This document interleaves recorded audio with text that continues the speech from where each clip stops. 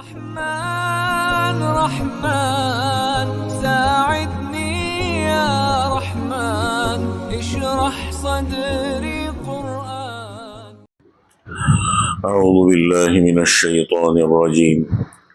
بسم الله الرحمن الرحيم.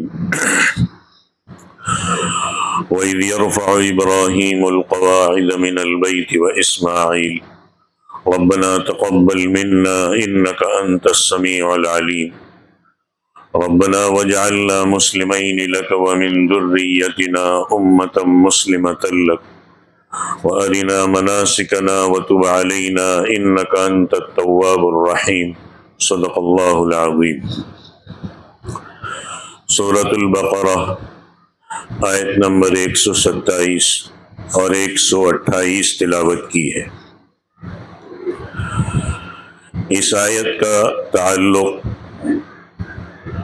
اس سے پہلے والے درس کی آیت مبارکہ وَإِذْ جَعَلْنَا الْبَيْتَ مَثَابَةً لِلنَّاسِ وَأَمْنًا سے ہے. وہاں پر تھا کہ اس بات کو یاد کرو جب ہم نے بیت اللہ شریف کو لوگوں کے لیے رجوع کی جگہ، ہدایت کا مرکز اور امن کی جگہ بنایا. اس کے ساتھ ساتھ مقام ابراہیم کا ذکر ہوا، بیت اللہ شریف کو پاک اور صاف رکھنے کا حکم ہوا. وہاں پر حضرت ابراہیم علیہ السلام کی دعا کا ذکر بھی تھا، جس میں مکہ شہر کے رہنے والوں کے لیے پھلوں کی روزی طلب کی گئی تھی. اللہ تعالیٰ نے وہ دعا قبول فرمائی، اور آج جو کوئی بھی وہاں عمرے کے لیے یا حج کے لیے مکۃ المکرمہ جاتا ہے تو وہاں اس دعا کی قبولیت کو اپنی آنکھوں سے دیکھتا ہے. آج کی جو آیت ہے اس میں بیت اللہ شریف کی تعمیر کا ذکر ہے. یہ بھی حضرت ابراہیم علیہ السلام کے فضائل میں سے. اللہ تعالیٰ نے بیت اللہ شریف کی دوبارہ تعمیر آپ کے ہاتھوں سے کرائی.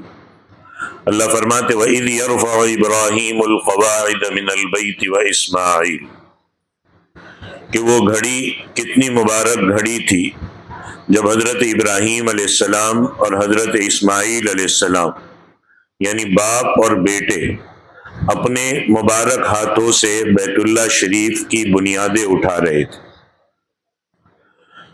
بعض دوسری احادیث میں آتا ہے کہ بیت اللہ شریف کی پہلی تعمیر حضرت آدم علیہ السلام نے کی تھی. حضرت ابو ذر غفاری کی روایت میں آتا ہے کہ حضور صلی اللہ علیہ وسلم سے پوچھا گیا تو آپ نے ارشاد فرمایا کہ زمین پر اللہ کے پہلے گھر کی تعمیر کا ذکر اس آیت میں ہے ان اول بیت وضع للناس للذی ببکۃ مبارکہ. گویا دنیا میں اللہ کا سب سے پہلے تعمیر ہونے والا گھر یہ بیت اللہ شریف ہے. اب صحابہ نے سوال کیا کہ اس کے بعد کون سا گھر تعمیر ہوا؟ تو آپ صلی اللہ علیہ وسلم نے ارشاد فرمایا کہ بیت المقدس. یہ بھی ارشاد فرمایا کہ بیت اللہ اور بیت المقدس کی تعمیر میں 40 سال کا وقفہ ہے.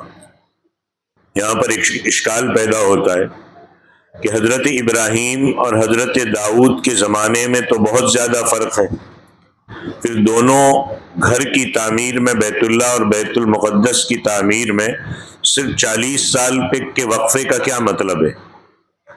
مفسرین کرام فرماتے ہیں کہ اس تعمیر سے مراد حضرت ابراہیم اور حضرت داؤد والی تعمیرات مراد نہیں ہے جو انہوں نے کی، بلکہ جب بیت اللہ بنا، بیت اللہ کی پہلی عمارت کھڑی ہوئی اور بیت المقدس کی پہلی عمارت جس وقت کھڑی ہوئی، ان دونوں کا وقت مراد ہے کہ دونوں کے درمیان 40 سال کا فاصلہ تھا. اس کے بعد حضرت نوح علیہ السلام کے زمانے میں طوفان آیا. اس کے علاوہ اور بھی کئی سیلاب آئے جن میں بیت اللہ کی عمارت بہہ گئی اور وہاں پر صرف ایک ٹیلا سا باقی رہ گیا، عمارت گر گئی. دیکھو بیت اللہ اس وقت نہیں تھا، لیکن اس وقت بھی بیت اللہ کو کعبہ مانا جاتا تھا. ہمارے یہاں یہ نہیں ہے کہ ہم اس پتھر کی پوجا کرتے، ہم کو کہا گیا کہ اس کا طواف کرو تو کرتے ہیں، ورنہ ہم اس پتھر کی عبادت نہیں کرتے، اس رب کی عبادت کرتے۔ آج بھی اگر وہاں وہ عمارت قائم نہ رہے تو ہمیں اس عمارت، اس تعمیر کی ضرورت نہیں ہے، ہمیں کہا گیا اس کی طرف رخ کرو تو ہم اس کی طرف رخ کر کے عبادت کرتے بس۔ پھر جب حضرت ابراہیم علیہ السلام کا دور آیا تو اللہ تعالیٰ نے اپنے گھر کی دوبارہ تعمیر کا حکم دیا، کیونکہ وہ سیلاب میں بہہ چکی تھی۔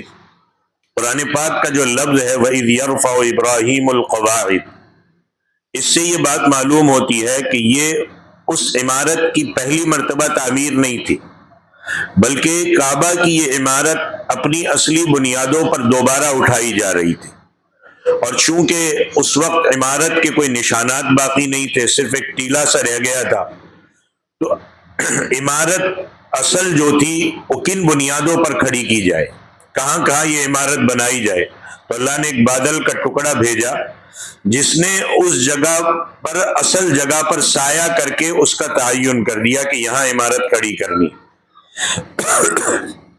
اور حضرت ابراہیم علیہ السلام سمجھ گئے کہ بیت اللہ شریف اصل یہاں پہ تھا، چنانچہ حضرت ابراہیم نے اسی جگہ پر دوبارہ تعمیر شروع کی، اور اس وقت حضرت اسماعیل علیہ السلام کے عمر مبارک تقریباً 14 سال کی تھی۔ حضرت ابراہیم علیہ السلام اور حضرت سارہ یہ شام اور فلسطین میں تھے، دوسری بیوی حضرت ہاجرہ اور حضرت اسماعیل علیہ السلام حجاز میں تھے۔ آپ 1 سال میں یا 2 سال میں ایک مرتبہ آ کر بیوی بچے کی خبرگیری کرتے تھے، تاہم حضرت ہاجرہ کی یہ شرط تھی کہ آپ بیوی بچے کی خبرگیری کے لیے بہت کم وقت کے لیے آتے، ان کے پاس رات کو ٹھہرنے کی اجازت نہیں ہوتی تھی۔ اسی عرصے میں حضرت ہاجرہ کا انتقال ہو گیا اور حضرت اسماعیل نے قبیلے بنو جرہم میں نکاح کر لیا۔ روایت میں آتا ہے کہ ایک مرتبہ حضرت ابراہیم علیہ السلام بیٹے کا حال چال پوچھنے کے لیے آئے تو حضرت اسماعیل گھر پر موجود نہیں تھے۔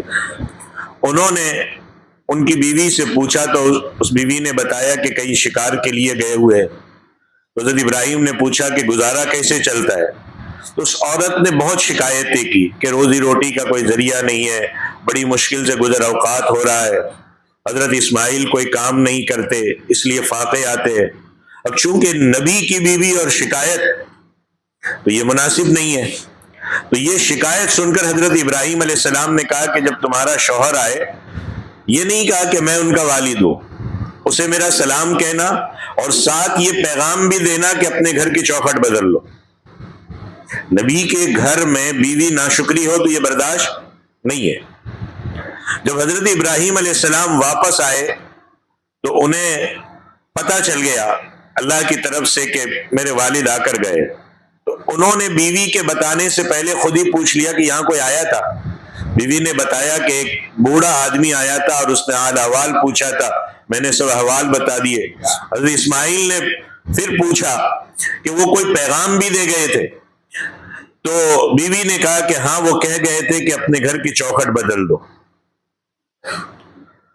اب حضرت اسماعیل مطلب سمجھ گئے کہ حضرت ابراہیم کیا کہنا چاہتے ہیں، بیوی کو الگ کر دیا اور بتایا کہ اب میں تمہیں گھر میں نہیں رکھ سکتا۔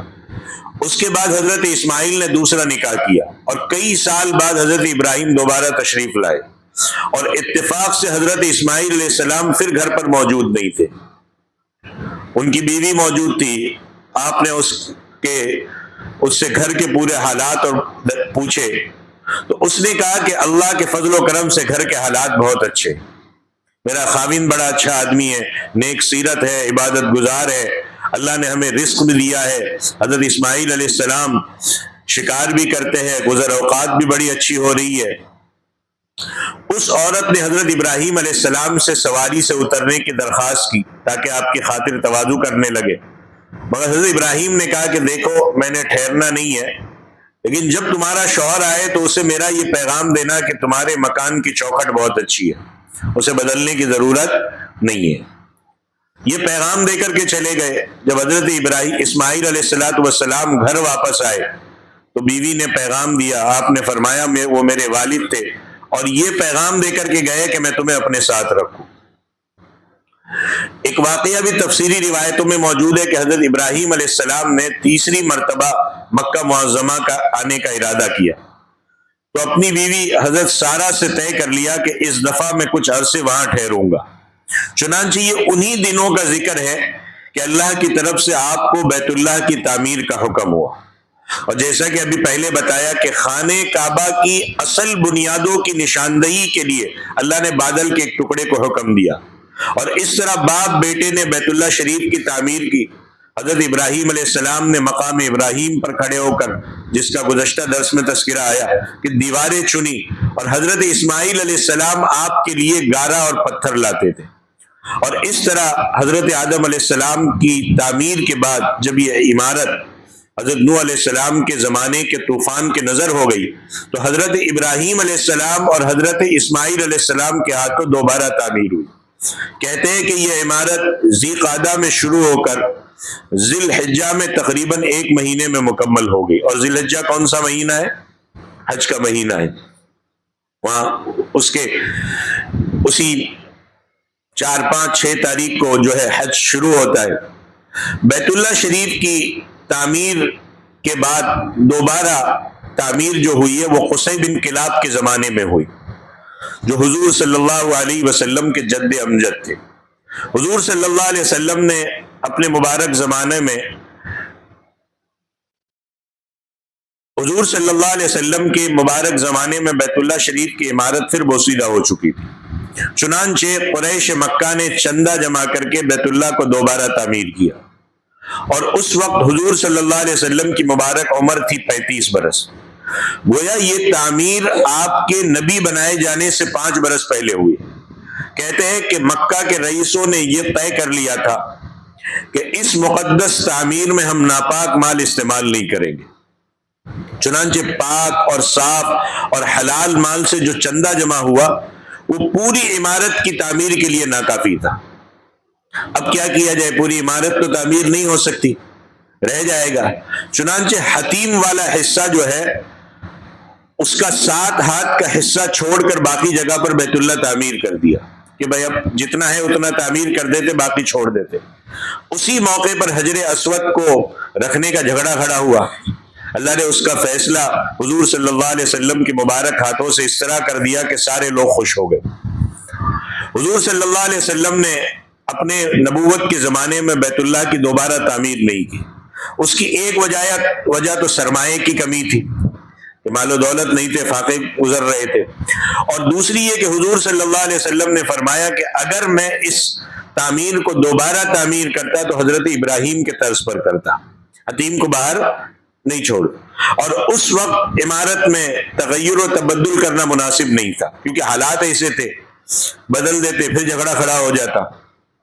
یزید کی وفات کے بعد حجاز میں 9 سال تک حضرت عبداللہ ابن زبیر کے پاس حکومت رہی۔ حجاز، مکہ، مدینہ، طائف یہ حضرت عبداللہ ابن زبیر کے انڈر میں تھا۔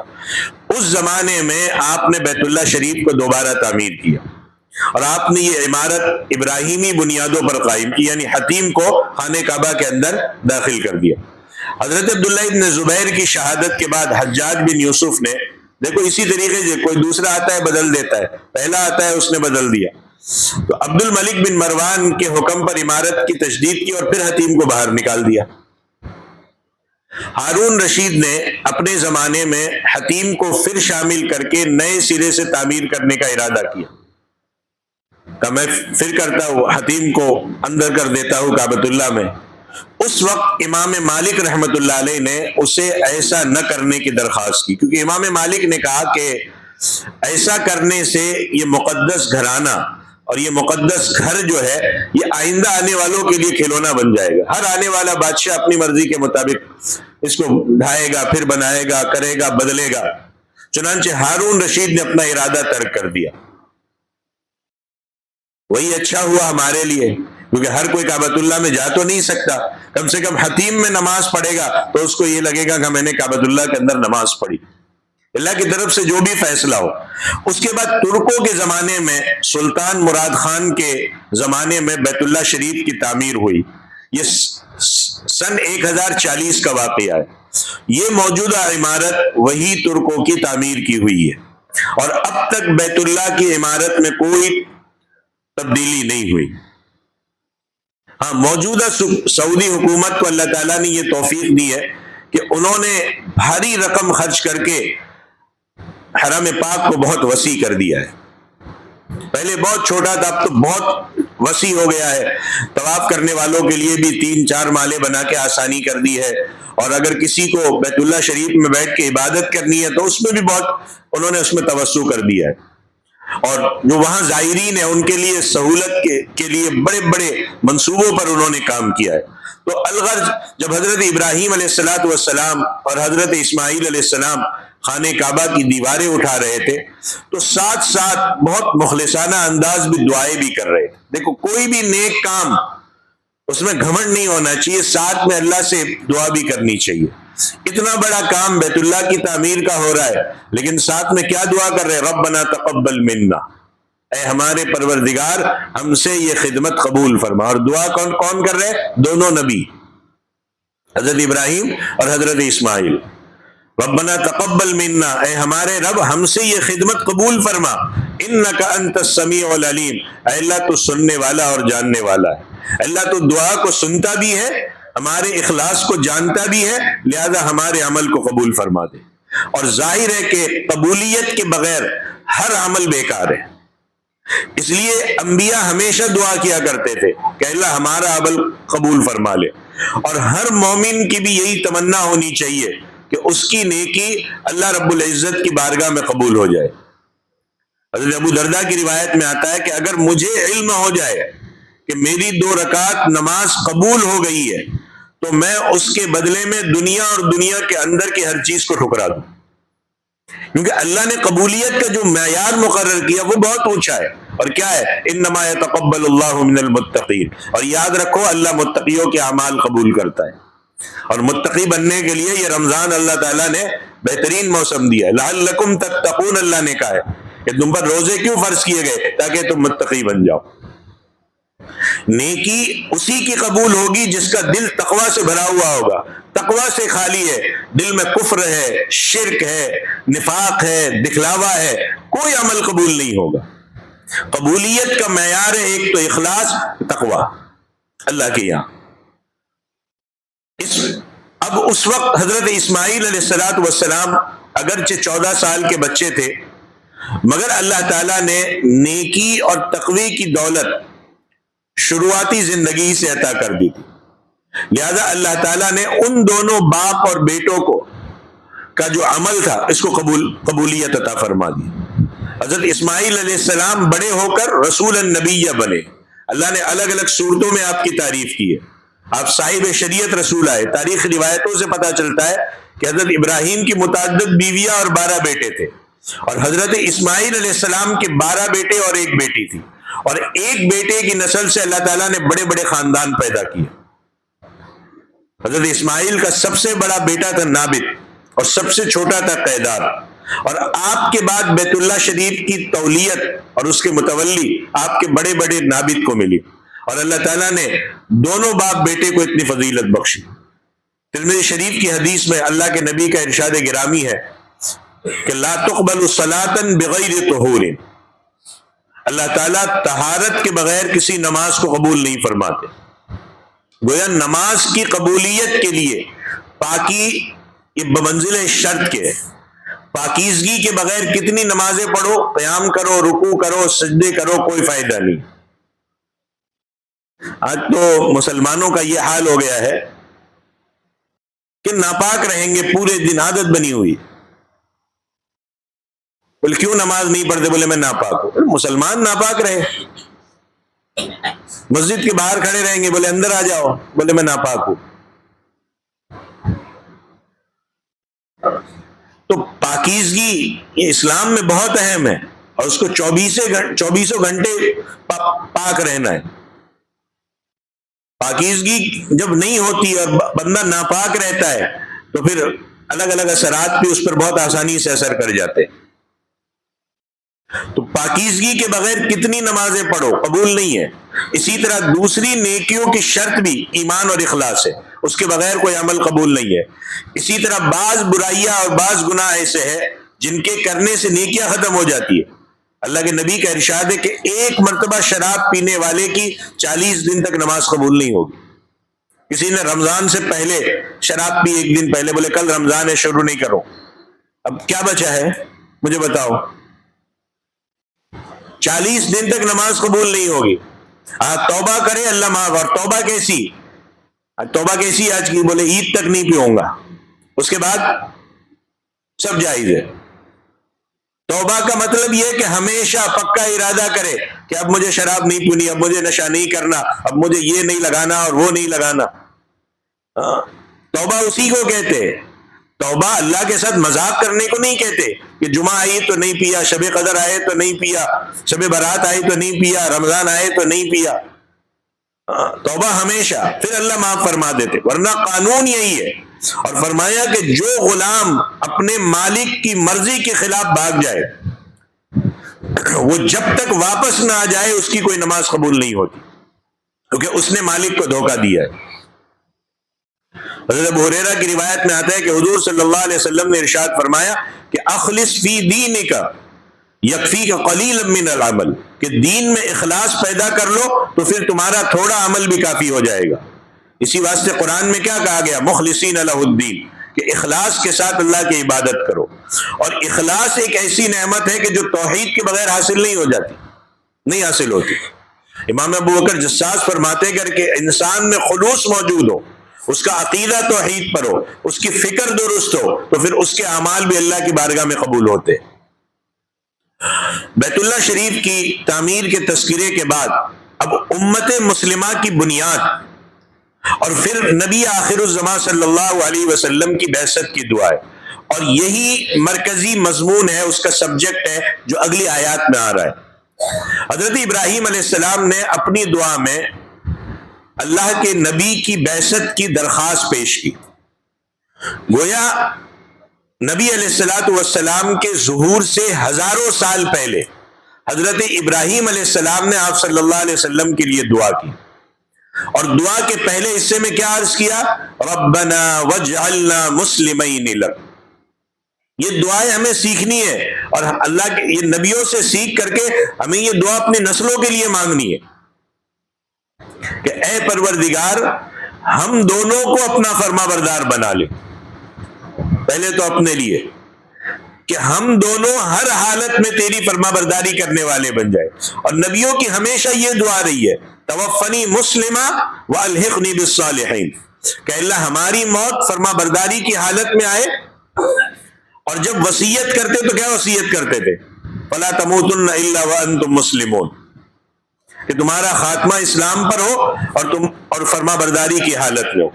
چنانچہ حضرت ابراہیم علیہ السلام اور حضرت اسماعیل نے بھی یہی دعا کی، ربنا واجعلنا مسلمین لک، اللہ ہم دونوں کو اپنا فرما بردار بنا. اور یہ بھی اللہ کی توفیق سے ہی ممکن ہے. دوسری جگہ موجود ہے کہ اللہ نے فرمایا اے ابراہیم اسلم، فرما بردار ہو جاؤ. فوراً جواب دیا اسلمت لرب العالمین، میں رب العالمین کا فرما بردار ہو گیا.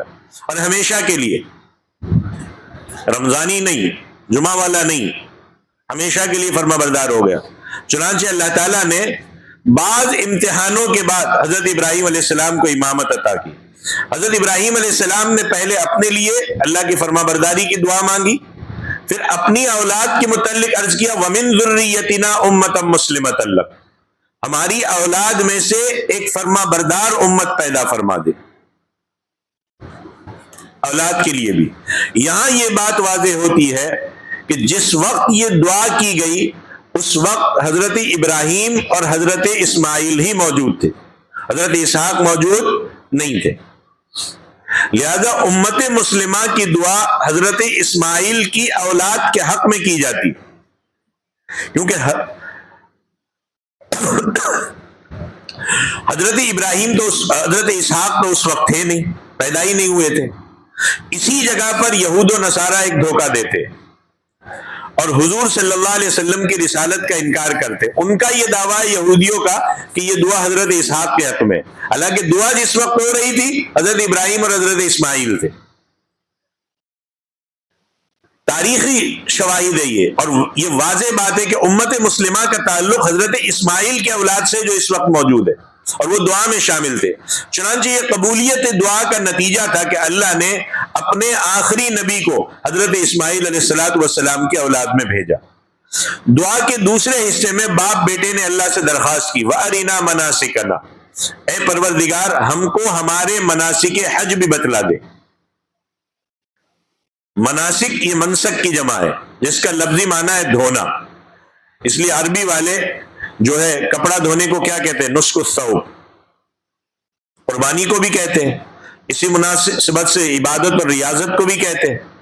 اور عابد کو ناسک اور عبادت گاہ یا قربانی کی جگہ کو منسک کہتے ہیں. گویا معنی یہ نکلتا ہے کہ جس طرح دھونے سے کپڑا میل کچیل سے پاک ہو جاتا ہے، اسی طرح قربانی اور عبادت سے انسان کے گناہ دھل جاتے ہیں. اب جب خانہ کعبہ کی تعمیر مکمل ہو گئی تو جیسا کہ گزشتہ درس میں آ چکا ہے کہ اللہ نے حضرت ابراہیم کو حج کے اعلان کا حکم دیا، تو ضروری تھا کہ جس حج کا حکم دیا جا رہا ہے اس کا طریقہ اور اس کے احکام بھی معلوم ہونے چاہیے. اس لیے باپ اور بیٹے دعا کرتے رہے کہ پروردگار ہمیں حج کے ارکان سکھا دیجیے تاکہ جو لوگ حج کے ارادے سے آئے وہ تیرے احکام کے مطابق حج کے فریضے کو ادا کر سکے. حجۃ الوداع جو آخری حج تھا، اس کے موقع پر اللہ کے نبی نے عرفات کے میدان میں اونٹ کی سواری پر کیا خطبہ دیا؟ یا ایھا الناس خذوا عنی مناسککم، اے لوگو مجھ سے حج کے احکام اچھی طرح سیکھ لو. لعلی لا اراکم بعد عامی ھذا، شاید اس سال کے بعد تم سے میری ملاقات نہ ہو سکے. اور پھر واقعی ایسا ہی ہوا. آپ اس حج کے بعد دوبارہ مکہ مکرمہ نہیں آ سکے اور 3 مہینے کے بعد اب خالق حقیقی سے جا ملے. غرض مناسک سے حج کا طریقہ اور اس کے احکام مراد ہے جن کے مطابق قیامت تک آنے والے لوگ حج کرتے رہیں گے. پھر آخر میں مانگا وَتُبْ عَلَيْنَا، اے اللہ ہماری توبہ قبول فرما. کون کہہ رہا ہے؟ وقت کے 2 نبی اللہ کے سامنے کہہ رہے وَتُبْ عَلَيْنَا، اے اللہ ہماری توبہ قبول فرما، مہربانی کے ساتھ ہم پر رجوع فرما. اللہ سے بڑھ کر کوئی رحیم ہے اور کریم ہے؟ اتنے بہترین موقع اللہ موقع پہ موقع سے دیتے رہتے. سال میں پورا 1 مہینہ اللہ تعالیٰ نے ہمیں دے دیا. رجوع کریے، توبہ کریے، اللہ سے معافی مانگیے، اللہ کی طرف متوجہ ہو جائیے، اللہ کو منا لیجئے، اللہ کو راضی کر لیجئے. چند دنوں کے بعد اکتاہٹ کا شکار مت ہو جائیے. اپنے اوپر پورا رنگ سوار کر اکتاہٹ کا شکار ہونا یہ اس بات کا مطلب ہے کہ ہم راضی اور خوش دلی کے ساتھ اللہ کی عبادت نہیں کر رہے. ہم خوش دلی کے ساتھ رمضان کا استقبال نہیں کر رہے. خوش دلی کے ساتھ اس کا استقبال کیجئے اور اس پورا رنگ اس پہ چڑھا دیجئے. متوجہ ہو جائیے، پھر دیکھیے پورے 12 مہینے پھر آپ کو نماز پڑھنے میں وحشت نہیں ہوگی. آپ نماز سے نہیں بھاگوں گے، آپ عبادت سے نہیں بھاگوں گے، آپ دعا سے نہیں بھاگوں گے. ورنہ کیا ہوتا ہے؟ رمضان ختم کہتے نماز کو آؤ، نماز کو آؤ، وحشت ہوتی، مسجد آتے ہوئے وحشت ہوتی، بھاگتے ہیں سب. تو کہا کہ اے اللہ ہماری توبہ قبول فرما، مہربانی کے ساتھ ہم پر رجوع فرما. انک انت التواب الرحیم، اے اللہ بے شک آپ ہی توبہ قبول کرنے والے ہیں، مہربانی کے ساتھ رجوع فرمانے والے ہیں. اے اللہ آپ ہی بہت زیادہ مہربان ہیں. اب باپ اور بیٹے کی دعا کے 2 حصے مکمل ہوئے. تیسرے حصے میں آپ صلی اللہ علیہ وسلم کی بعثت کی درخواست کی گئی ہے، جو انشاءاللہ پھر اگلے درس میں اگلی آیت میں انشاءاللہ تعالی آئے گی. یہ سورۃ البقرہ تھی اور یہ اس کی 2 آیتیں 127 اور 128، اس کی ہلکی سی تشریح آپ کے سامنے رکھی میں نے. اللہ تعالی عمل کی توفیق عطا فرمائے، آمین. وآخر دعوانا ان الحمد للہ رب العالمین. أيا من يدعي الفهم إلى كم يا أخ الوهم تعبي الذنب والذم وتخطي الخطأ الجم. أما بان لك العيب أما أنذرك الشيب وما في نصحه ريب ولا سمعك قد صم. أما نادى بك الموت أما أسمعك الصوت أما تخشى من الفوت فتحتاط وتهتم.